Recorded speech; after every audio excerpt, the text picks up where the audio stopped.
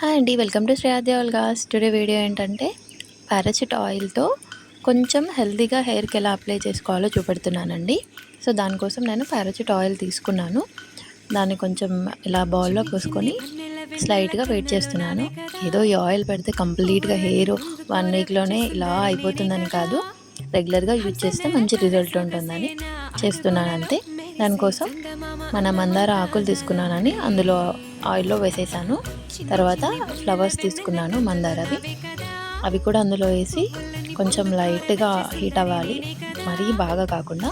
తర్వాత ఫెనిగ్రూక్ సీడ్స్, మెంతులు ఉంటాయి కదా, సో మెంతులు తీసుకొని లైట్గా ఇలా బాయిల్ అయ్యేదాకా వెయిట్ చేస్తున్నాను.